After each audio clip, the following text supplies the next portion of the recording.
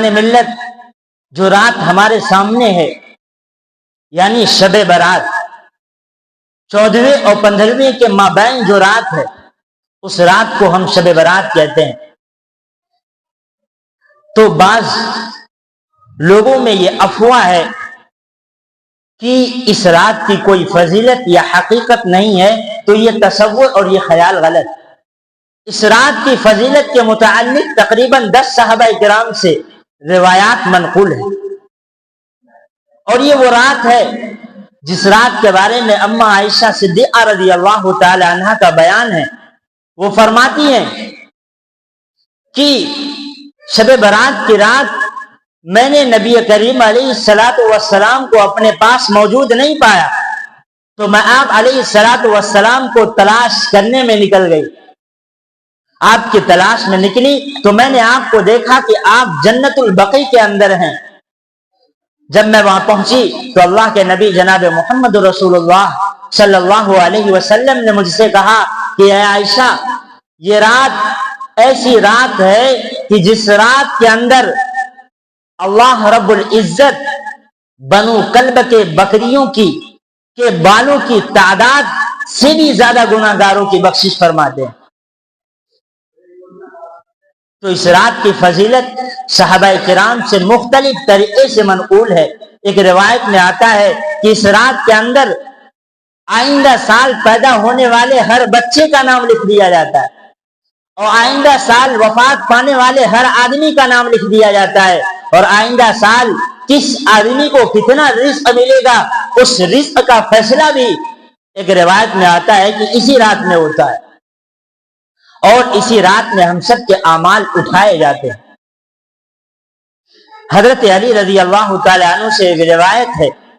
حضرت علی رضی اللہ تعالی عنہ کا فرمان ہے، وہ فرماتے ہیں کہ اللہ کے نبی جناب محمد رسول اللہ صلی اللہ علیہ وسلم کا عمل یہ ہوتا تھا کہ اللہ کے نبی اس رات میں یعنی شب برات کی رات جو 14ویں اور 15ویں کے مابین رات ہے، اس رات میں اللہ کے نبی خوب زیادہ اللہ کی عبادتیں کیا کرتے تھے، اور اس کے دن کو یعنی 15ویں شعبان کو اللہ کے نبی روزہ رکھا کرتے تھے. اور ایک روایت میں ہے کہ اللہ تبارک و تعالی اس رات میں غروب شمس کے وقت آسمانی دنیا پر اترتے ہیں، اور اللہ تبارک و تعالی پکارتے ہیں الا من مستغفر فاغفر له، کوئی ہے مغفرت طلب کرنے والا، مغفرت مانگنے والا اور معافی مانگنے والا کہ میں اس کو معاف کر دوں. الا من مسترزق فارزقه، کوئی ہے جو رزق طلب کرے اور رزق میں وسعت طلب کرے، میں اس کے رزق میں کشادگی عطا کروں اور فراخی عطا کروں. اور اللہ پکارتا ہے کہ کوئی مصیبت زدہ ہے کہ میں اس سے اس مصیبت کو ہٹا دوں. تو اس رات کی بہت ساری فضیلتیں ہیں. خلاصہ اس کا یہ ہے کہ اس رات کے اندر ہم سب کو چاہیے کہ ہم سب اس رات میں اللہ رب العزت کی عبادتوں میں مشغول رہیں، اور اس رات کو کامیاب بنائیں. اس رات میں اللہ تبارک و تعالی سے ہم ضرورتوں کو مانگیں، اور خوب زیادہ ذکر و اذکار کریں، اور قرآن کریم کی تلاوت کریں، اور اللہ تبارک و تعالی سے مانگیں. تو یہ رات ایسی رات ہے جس رات کے اندر اللہ کے نبی جناب محمد رسول اللہ صلی اللہ علیہ وسلم پوری رات اللہ کی عبادت میں گزارتے تھے. آپ ذرا غور کریں، کون اپنی پوری رات کو عبادت میں گزار رہے ہیں؟ وہ جس کے بارے میں اللہ نے اعلان کیا ہے اللہ کہ اے محمد آپ کے اگلے پچھلے تمام گناہ معاف ہیں. جو معصوم ہے، وہ نبی، وہ رسول، وہ پیغمبر اپنی پوری رات کو اللہ کی عبادت میں گزار کر یہ امت کو، اپنی امت کو یہ پیغام دینا چاہتے ہیں کہ لوگوں آپ بھی اس رات میں اللہ کی عبادت میں مشغول رہو، اور اس رات میں اللہ کو مناؤ. یہ بہت ہی مبارک رات ہے. اللہ کے نبی تو معصوم تھے، لیکن اللہ کے نبی خود اس رات میں جاگ کر اللہ کی عبادت کر کے اپنی امت کو پیغام دینا چاہتے ہیں۔ صحابہ کرام نے عرض کیا، اے اللہ کے نبی، آپ تو معصوم ہیں، آپ کیوں اتنی زیادہ عبادتیں کرتے ہیں اور اتنا زیادہ آپ اللہ کی عبادت میں مشغول ہوتے ہیں، آپ اتنا کھڑے رہتے ہیں کہ آپ کے پیروں میں ورم آ جاتا ہے، آپ کے پیر سوج جاتے ہیں؟ تو اللہ کے نبی جناب محمد رسول اللہ صلی اللہ علیہ وسلم نے کہا، افلا اکون عبدا شکورا، کیا میں اللہ کا عبادت گزار اور شکر گزار بندہ نہ بنوں؟ تو اللہ کے نبی معصوم ہے، لیکن اللہ کے نبی اس رات میں جاگ کر اللہ کی عبادت میں مشغول ہو کر، ذکر و اذکار میں مشغول ہو کر، قرآن کریم کی تلاوت کر کے اپنی امت کو پیغام دینا چاہتے ہیں کہ لوگوں، یہ وہ رات ہے جس رات میں اللہ سے جو بھی مانگو گے اللہ تمہاری مرادیں پوری کرے گا۔ بلکہ روایت میں ہے، اللہ آسمان دنیا پر اتر کر اللہ پکارتا ہے، الا من مستغفر فاغفر له، کیا کوئی ہے مغفرت چاہنے والا، کوئی ہے جو معافی مانگے میں اس کو معاف کر دوں۔ تو ہم سب کو چاہیے کہ ہم سب اس رات میں اللہ سے مانگیں، اللہ تبارک و تعالی سے خوب زیادہ گر گرا کر مانگیں۔ آج کل ہم میں سے بہت سے لوگ ایسے ہیں، یا ہمارے نوجوان کہہ لیں، یا ہم میں سے خود ہم لوگ ایسے ہیں کہ ہم یہ سوچتے ہیں کہ بھائی ہم نے تو اپنی پوری زندگی گناہوں میں گزارا ہے، ہمارے گناہ تو بہت ہیں، ہم اللہ کے سامنے جائیں گے تو اللہ ہمیں معاف نہیں کرے گا، اس لیے کہ ہمارے جرائم بہت ہیں۔ بھائی آپ کے وہم و گمان سے بھی اللہ زیادہ معاف کرنے والا ہے، بلکہ اللہ کا فرمان ہے، یا عبادی الذین اسرفوا علی انفسہم لا تقنطوا من رحمت اللہ ان اللہ یغفر الذنوب جمیعا انہ هو الغفور الرحیم۔ اللہ قرآن مقدس کے اندر فرماتا ہے، اے میرے وہ بندو، یا عبادی الذین اسرفوا علی انفسہم، جنہوں نے اپنے نفس پر ظلم کر رکھا ہے، جنہوں نے اپنی زندگی کو گناہوں میں گزارا ہے، اے میرے وہ بندو جنہوں نے اپنے آپ کو اور اپنے اوپر ظلم کر رکھا ہے، یا عبادی الذین اسرفوا علی انفسہم لا تقنطوا من رحمت اللہ، تم اللہ کی رحمت سے مایوس مت ہو، اللہ کی رحمت سے مایوس مت ہو، ان اللہ یغفر الذنوب جمیعا، اللہ گناہوں کو بخشنے والا ہے۔ بلکہ حدیث پاک کا مفہوم ہے، اگر ایک بندہ زمین سے لے کر آسمان تک گناہ کر لے لیکن وہ سچے دل سے اللہ کے دربار میں آ کر اللہ رب العزت سے معافی طلب کرے تو اللہ رب العزت اس بندے کو بھی معاف کر دیں گے۔ آپ بتائیں کون ہے جو خطا کار نہیں ہے، کون ہے جو گناہ گار نہیں ہے؟ کوئی کہہ سکتا ہے چاہے کتنا بڑا متقی ہو، کتنا بڑا پرہیزگار ہو، کتنا بڑا عابد و زاہد ہو، وہ بھی گناہ گار ہے۔ اللہ کے نبی نے کہا، کل بنی آدم خطاء وخیر الخطائین التوابون، سارے بنی آدم، سارے ابن آدم خطا کار ہیں۔ اللہ کے نبی نے کہہ دیا تو کہہ دیا، تو پتہ چلا کہ ہم سب خطا کار ہیں، ہم سب سے لغزشیں ہوتی ہے، خطائیں ہوتی ہے، لیکن اللہ کے نبی فرماتے ہیں کل بنی آدم خطاء وخیر الخطائین التوابون، کہ بہترین خطا کار وہ ہے، بہترین گناہ کرنے والا وہ ہے جو گناہ کرتا ہے اور گناہ کرنے کے بعد وہ شرمندہ ہوتا ہے کہ میں نے یہ غلط کام کیا، اور شرمندہ ہو کر فوراً اللہ کے دربار میں آ کر اللہ سے کہتا ہے، اللہ مجھ سے نادانی میں، مجھ سے جہالت میں، مجھ سے غلطی سے یہ گناہ سرزد ہو گیا ہے، اے اللہ تو مجھے معاف کر، اور آئندہ کے لیے عزم کرتا ہے، اللہ تو مجھے معاف کر دے، آئندہ میں یہ گناہ نہیں کروں گا، تو اللہ اس کی بخشش کر دیتا ہے۔ تو اللہ کے نبی کا فرمان ہے کل بنی آدم خطاء وخیر الخطائین التوابون، سارے بنی آدم خطا کار ہیں لیکن بہترین خطا کار وہ ہے جو فوراً آ کر اپنے گناہوں کی معافی کر لیتا ہے۔ اور ایک مومن کی نشانی اللہ کے نبی نے یہی بتائی کہ ایک مومن کی نشانی یہ ہے کہ جب وہ گناہ کرتا ہے تو اس گناہ کو پہاڑ سمجھتا ہے کہ یہ پہاڑ میرے اوپر گر گیا ہے، اپنے آپ میں دباؤ محسوس کرتا ہے، ایک بوجھ محسوس کرتا ہے گناہ کرنے کے بعد۔ فرمایا سرت کا حسنتوں کا وہ اذا सय्यअतुका फअंत मुमिन, अल्लाह के नबी का फरमान है, जब तुझे खुश कर दे तुझे तेरी नेकी। जब बंदा कोई नेक काम करता है तो दिल के अंदर एक सुरूर होता है, एक खुशी महसूस होती है।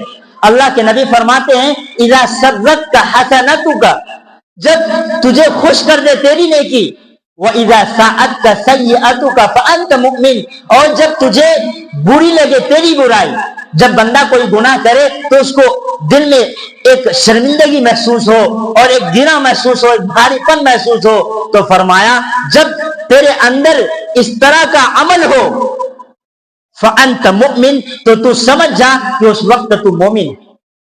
अगर ये कैफियत तेरी ना हो कि नेकी करे तू, नमाज पढ़े तू, लेकिन तुझे सुरूर हासिल ना हो, तू ज़कात दे लेकिन तुझे सुरूर हासिल ना हो, तू हज करे लेकिन उस हज करने पर दिल के अंदर एक खुशी महसूस ना हो, और तू बुराई करे उस बुराई पर तू शर्मिंदा ना हो, तू बुराई करे उस बुरे काम करने पर तू शर्मिंदा ना हो और तेरे अंदर नदामत ना हो, तो अल्लाह के नबी फरमाते हैं तू समझ जा तू मोमिन नहीं है।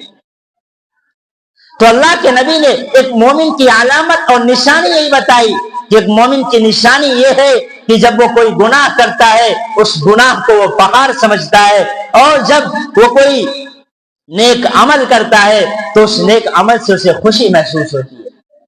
तो ये रात जो है, इस रात के अंदर एक अमल आप ये करें, यानी शब बरात की रात के ताल्लुक से मैं बात कर रहा हूं कि उस रात के अंदर आप एक अमल ये करें कि आप अल्लाह से अपने गुनाहों की माफी तलब करें, इसलिए कि उस दिन अल्लाह खुद फरमाता है, अला मिन मुस्तगफिरिन फअगफिरु लह, क्या कोई है गुनाहों की बख्शिश कराने वाला कि मैं उसके गुनाहों को माफ कर दूं। तो उस दिन आप अपने आप को अल्लाह के दरबार में लाएं और जो भी गुनाह आपने किया है, और जाहिर सी बात है हम सब खताकार हैं, अल्लाह के नबी के फरमान के मुताबिक हम आए और अल्लाह से माफी मांगे, अल्लाह से कहें ए अल्लाह हमसे फला गुनाह सरजद हो गया है, हम शर्मिंदा है अपने किए पर, हम शर्मिंदा है अपने इस बुरे अमल के करने पर, ए अल्लाह तू हमें माफ फरमा, तो यकीनन खालिक कायनात हमें अपने दरवाजे से खाली हाथ वापस नहीं करेगा। और अल्लाह का ऐलान होता है, अला मिन मुस्तरज़िन फअरज़ुक़ु, क्या कोई है रिज़्क़ का तालिब कि मैं उसे रिज़्क़ अता करूं। तो पहला जुमला, क्या कोई है मग़फ़िरत तलब करने वाला कि मैं उसको माफ कर दूं। तो ये रात के अंदर हम सब को ये अमल करना है कि हम सब इस रात को अल्लाह की इबादत में गुजारें और इस रात में अल्लाह से खूब ज्यादा मांगें और अल्लाह से सारी चीजें मांगें, सारी मुरादें मांगें। अल्लाह के दरबार में किसी चीज की कमी नहीं है। खुदा की कसम, हम ये समझते हैं कि हम बड़ी चीज मांग रहे हैं, नहीं नहीं, अल्लाह के खजाने में किसी चीज की कमी नहीं है। लहू मआलिदुस समावाति वल अर्द, उसके बाद जमीन और आसमान के खजानों की कुंजियां, वो सारी चीजें आपको दे सकता है। तो अल्लाह से सारी चीजें मांगे और सबसे बड़ी चीज अल्लाह से अल्लाह की रिजा मांगे, इसलिए कि आपको अगरचे तख्ते सुलेमानी हासिल हो जाए लेकिन अल्लाह की रिजा हासिल ना हो तो वो तख्ते सुलेमानी भी किसी काम की नहीं है। तो सबसे बड़ी चीज आप अल्लाह से अल्लाह की रिजा मांगे। एक सहाबी आए अल्लाह के नबी के पास, अल्लाह के नबी से कहने लगे, अल्लाह के नबी आप दुआ कर दें कि अल्लाह मुझे मुस्तजाबुद दावात बना दे, यानी अल्लाह से आप दुआ करें कि अल्लाह मैं जो कुछ भी मांगू अल्लाह से, अल्लाह मेरी दुआ को कबूल कर ले। देखें अल्लाह के सहाबी ने किस अजीम चीज को मांगा है। यानी जब बंदे ने ये कह दिया कि अल्लाह के नबी आप मेरे लिए दुआ करें कि मैं मुस्तजाबुद दावात बन जाऊं। मुस्तजाबुद दावात कहते हैं कि जो मांगे अल्लाह फौरन अता कर दे, अल्लाह उसकी दुआ को कबूल कर ले। तो सहाबी ने कितनी बड़ी चीज मांगी। जब एक बंदा मुस्तजाबुद दावात बन गया, यानी ऐसा बन गया कि जो कोई भी अल्लाह से मांगेगा अल्लाह फौरन उसकी मुराद पूरी करेगा, तो अब जो चाहे मांग सकता है। اس لیے کہ جس کو خدا مل گیا اس کو سب کچھ مل گیا۔ لوگوں نے محمود غزنوی رحمت اللہ علیہ سے کہنا شروع کیا کہ آپ ایاز کو بہت چاہتے ہیں، آپ کے قریب ایاز اتنا آپ کے قریب کیوں ہے؟ تو محمود غزنوی نے لوگوں کو سمجھانے کے لیے یہ کام کیا کہ اپنے خزانے کے ہیرے جواہرات کو بکھیر دیا اپنے محل کے سامنے، قیمتی قیمتی چیزوں کو اپنے محل کے سامنے بکھیر دیا۔ کیوں؟ اس لیے کہ محمود غزنوی سے سوال کیا گیا کہ آخر ایاز آپ کا اتنا قریبی کیوں ہے؟ غلام تو آپ کے بہت ہیں، لیکن ایاز اتنا خاص کیوں ہے؟ تو محمود غزنوی نے کہا کہ ابھی میں تمہیں سمجھاتا ہوں۔ محمود غزنوی نے اپنے خزانوں کو، اپنے ہیرے جواہرات کو اپنے محل کے سامنے بکھیر دیا اور لوگوں میں اذن عام کر دیا، یہ اعلان کر دیا کہ جس کو جو چاہے وہ آ کر لے جائے، سب کو اجازت ہے، جو چاہے وہ آ کر لے جائے۔ تو سب آیا، کسی نے کچھ اٹھایا، کسی نے کچھ اٹھایا، کسی نے کچھ اٹھایا۔ ایاز ایک جہاں وہ کھڑا تھا ایاز وہیں کھڑا رہا۔ محمود غزنوی نے ایاز سے کہا، ایاز تم کیوں کھڑے ہو؟ تم کچھ کیوں نہیں اٹھاتے؟ ایاز دھیرے دھیرے قدموں سے محمود غزنوی رحمت اللہ علیہ کے پاس آیا اور محمود غزنوی رحمت اللہ علیہ کے کاندھے پر ہاتھ رکھ دیا اور یہ کہا کہ میں یہ سب نہیں چاہتا ہوں، بلکہ میں آپ کو چاہتا ہوں۔ جب آپ میرے ہو گئے تو ساری چیزیں میری۔ اس لیے اللہ سے آپ اللہ کی رضا مانگیں، جب اللہ راضی ہو گیا تو ہمیں سب کچھ مل گیا۔ آپ دیکھیں قرآن کہتا ہے، یا ایتھا النفس المطمئنہ ارجعی الی ربک راضیۃ مرضیہ فادخلی فی عبادی وادخلی جنتی۔ قرآن کہتا ہے کہ کل قیامت میں اللہ رب العزت ارشاد فرمائے گا، یا ایتھا النفس المطمئنہ، اے نفس مطمئنہ، ارجعی الی ربک راضیۃ مرضیہ، اپنے رب کی جانب لوٹ جاؤ۔ کیوں؟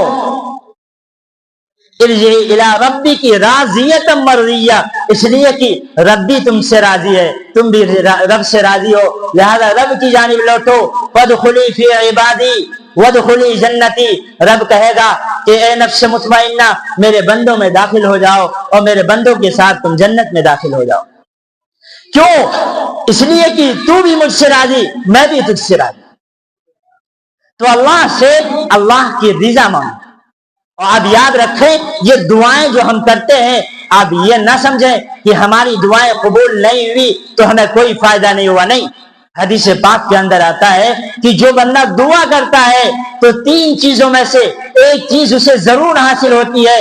بندہ جب دعا کرتا ہے، اس دعا کے اندر جو کچھ بھی مانگتا ہے، یا تو اللہ جو مانگتا ہے اس کی مرادیں فوراً پوری کر دیتا ہے، یا اللہ اس دعا کے صدقے میں، اس دعا کے طفیل میں اس پر کوئی مصیبت آنے والی ہوتی ہے تو اللہ اس مصیبت کو کھینچ لیتا ہے، اس مصیبت کو اس بندے سے، اس دعا کی برکت سے ہٹا لیتا ہے۔ یا یہ کہ کل قیامت میں بندہ جب جائے گا تو بندہ دیکھے گا کہ میرے اعمال نامے میں بہت ساری نیکیاں ہیں، حالانکہ میں نے کیا نہیں تھا، تو اللہ کہے گا کہ بندے تو نے فلاں وقت میں فلاں دعا کی تھی، یہ اس کا ثواب ہے۔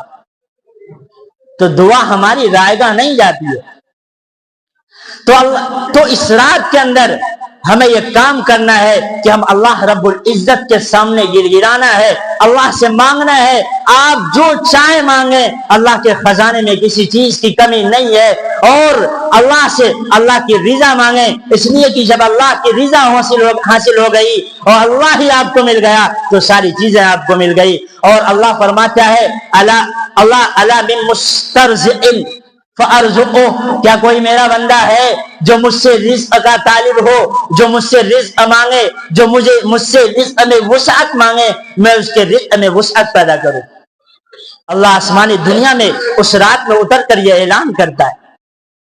تو اللہ سے آپ رزق مانگیں۔ آپ یاد رکھیں، یہاں پہ حدیث کے الفاظ ہیں کہ کوئی ہے جو مجھ سے رزق طلب کرے، تو محدثین نے اس حدیث کی تشریح میں لکھا ہے کہ رزق میں ساری چیزیں آ جاتی ہیں، رزق میں ساری چیزیں آ جاتی ہے، صحت، دولت، بیوی بچے آل و اولاد، یعنی رزق کا مفہوم بہت وسیع ہے، رزق میں ساری چیزیں آ جاتی ہے، تو آپ اللہ سے اس رات میں جو چاہے مانگیں۔ اور تیسرا اعلان ہوتا ہے، کیا کوئی مصیبت زدہ ہے کہ میں اس سے اس مصیبت کو ہٹا دوں؟ تو بندہ کے اوپر کوئی بھی مصیبت ہو، کسی طرح کی بھی پریشانی ہو، اب اللہ سے مانگے، انشاءاللہ اللہ آپ کی مراد کو پوری کرے گا۔ تو خلاصہ کلام یہ ہے کہ اس رات کی فضیلت تقریباً 10 صحابہ کرام سے منقول ہے، 10 صحابہ کرام سے اس رات کی فضیلت منقول ہے۔ اور اللہ کے نبی جناب محمد رسول اللہ صلی اللہ علیہ وسلم کا ایک معمول تو ہمارے سامنے یہ آیا کہ اللہ کے نبی اس رات میں قبرستان میں جا کر اللہ کے نبی مردوں کے لیے، مرحومین کے لیے ایصال ثواب کیا کرتے تھے۔ تو ہم سب کو چاہیے کہ ہم سب بھی جائیں اور اپنے مرحومین رشتہ داروں کے لیے یا اپنے گاؤں کے جو بھی مرحومین ہیں ان کے لیے آپ ایصال ثواب کریں، کچھ بھی جو بھی آپ کو آتا ہو پڑھ کر آپ ایصال ثواب کریں۔ یہ سنت مبارکہ ہے۔ اما عائشہ صدیقہ رضی اللہ تعالی عنہ کا بیان ہے کہ شب برات کی رات میں نے آپ کو نہیں پایا تو میں آپ کی تلاش میں نکلی، تو میں نے دیکھا کہ جنت البقیع کے اندر آپ ہیں اور آپ مردوں کے لیے ایصال ثواب کر رہے ہیں۔ اور اس رات میں آپ خوب زیادہ ذکر و اذکار کریں، اللہ کی عبادت میں لگیں۔ اس رات کو آپ اللہ کی عبادت میں گزاریں یا سو جائیں، عبادت کریں، جب نیند آئے تو سو جائیں اور فجر کی نماز باجماعت پڑھیں۔ آپ یاد رکھیں اس رات کے اندر طرح طرح کے خرافات ہوتے ہیں، حلوے پکائے جاتے ہیں، پٹاخے پھوڑے جاتے ہیں اور طرح طرح کی آتش بازیاں ہوتی ہے۔ یہ کچھ بھی منقول نہیں ہے، یہ نبی کریم علیہ السلام کے اصول میں داخل نہیں ہے، نبی کریم علیہ السلام کی سنت سے یہ ثابت نہیں ہے۔ تو آپ بھی ان تمام خرافات سے، ان تمام بدعات سے بچنے کی کوشش کریں۔ آج ہمارے مابین طرح طرح کے اس رات میں خرافات ہوتے ہیں، جب ہم دیکھتے ہیں تو نہ یہ نبی کریم علیہ السلام کی زندگی سے ثابت ہے، نہ صحابہ کرام کے طور و طریق سے ثابت ہے، نہ تابعین سے ثابت ہے، نہ تبع تابعین سے ثابت ہے۔ ہمارے اسلاف سے اس طرح کے خرافات منقول ہی نہیں ہے۔ اور آپ یاد رکھیں جو مقامات، جو مواقع اور جو اوقات جتنے زیادہ فضیلت والے ہوتے ہیں، ان اوقات میں، ان مقامات میں گناہ کرنا اتنا ہی بڑا جرم ہوتا ہے۔ مثال کے طور پر اگر آپ مسجد کے باہر کوئی گناہ کرتے ہیں تو مسجد کے باہر جو اس گناہ کا آپ کو سزا ملے گی وہ اسی کے بقدر ملے گی، لیکن وہ گناہ اگر آپ مسجد کے اندر کریں تو مسجد ایک اونچا مقام ہے، ایک بہترین جگہ ہے، عظیم جگہ ہے۔ اب اس عظیم اور متبرک جگہ میں آپ وہ گناہ کرتے ہیں تو اس گناہ کا درجہ بھی بڑھ جاتا ہے۔ جس طریقے سے شب برات کی رات میں ہم عبادتیں کرتے ہیں تو اس عبادت کا مرتبہ اور مقام بھی بڑھا ہوا ہوتا ہے، اسی طریقے سے اگر اس رات میں اگر کسی طرح کا کوئی ہم گناہ کرتے ہیں نعوذ باللہ تو اس گناہ کا مقام بھی بڑھا ہوا ہوتا ہے۔ تو جو مقام، جو اوقات جتنے فضیلتوں والے ہوتے ہیں، عظمتوں والے ہوتے ہیں، ان مقام، ان اوقات میں جو بندہ گناہ کرتا ہے، کوئی گناہ کرتا ہے تو اس گناہ کا بھی مقام بڑھ جاتا ہے، یعنی وہ سخت ترین مجرم بن جاتا ہے وہ بندہ۔ اور اللہ کے نبی جناب محمد رسول اللہ صلی اللہ علیہ وسلم اس رات میں اللہ کی عبادتیں کرتے تھے اور اس کے دن میں اللہ کے نبی روزہ رکھا کرتے تھے، یعنی 15ویں شعبان کو اللہ کے نبی جناب محمد رسول اللہ صلی اللہ علیہ وسلم کا طریقہ یہ تھا کہ آپ اس دن روزہ رکھا کرتے تھے۔ اور ایام 20 یعنی ہر مہینے کے 3 دن، 13ویں، 14ویں اور 15ویں، یعنی 13ویں تاریخ کو اور 14ویں تاریخ اور 15ویں تاریخ کو آپ کا یہ معمول تھا کہ ہر مہینے میں آپ روزہ رکھا کرتے تھے۔ تو چونکہ اس 15ویں شعبان کو اگر ہم روزہ رکھتے ہیں تو آپ کی 2 سنت پر عمل ہو جاتا ہے۔ آپ کا یہ معمول بھی تھا اور اللہ کے نبی کا یہ عمل بھی ہے کہ آپ 15ویں شعبان کو روزہ رکھا کرتے تھے۔ تو خلاصہ کلام یہ ہے کہ آپ خوب زیادہ اس رات میں اللہ کی عبادتیں کریں اور خوب زیادہ نوافل کا اہتمام کریں، اور میرے بھائیوں گناہوں سے بچیں اس رات میں۔ صلاۃ التسبیح کا اہتمام کریں، صلاۃ التسبیح کی فضیلت بہت زیادہ ہے۔ اللہ کے نبی نے فرمایا کہ صلاۃ التسبیح پڑھیں، اگر آپ اس کی فضیلت اتنی ہے کہ بندے کو چاہیے کہ وہ ہر دن اس نماز کو ایک مرتبہ ضرور پڑھے۔ اللہ کے نبی نے فرمایا کہ اگر ہر دن نہیں پڑھ سکتا ہے تو اس کو چاہیے کہ ہفتے میں ایک مرتبہ پڑھ لے، اور فرمایا کہ اگر ہفتے میں بھی نہیں پڑھ سکتا ہے تو اسے چاہیے کہ مہینے میں کم از کم ایک مرتبہ پڑھ لے۔ اور اللہ کے نبی نے فرمایا کہ اگر یہ صلاۃ التسبیح آپ مہینے میں نہیں پڑھ سکتے ہیں تو کم از کم سال میں پڑھ لے۔ اگر آپ سال میں بھی نہیں پڑھ سکتے ہیں تو پوری زندگی میں ایک مرتبہ ضرور پڑھیں۔ اس کی فضیلت اتنی ہے کہ آپ اس نماز کے صدقے میں اللہ اس بندے کے گناہوں کو بخش دیتے ہیں۔ یہ حضرت عباس رضی اللہ تعالیٰ عنہ جو آپ کے چچا ہیں، ان کو آپ نے یہ نماز سکھائی تھی۔ تو اس نماز کی بڑی فضیلت ہے۔ اللہ کے نبی نے کہا کہ آپ نہیں پڑھ سکتے ہیں سال میں، مہینے میں، ہفتے میں، ہر روز، تو کم از کم زندگی میں ایک مرتبہ یہ نماز ضرور پڑھیں۔ اس کے صدقے میں اللہ آپ کے گناہوں کو بخش دے گا۔ تو یہ تھوڑی ساری باتیں تھی۔ اللہ تبارک و تعالی ہم سب کو ان باتوں پر عمل کی توفیق نصیب فرمائے۔ وآخر دعوانا ان الحمد للہ رب العالمین۔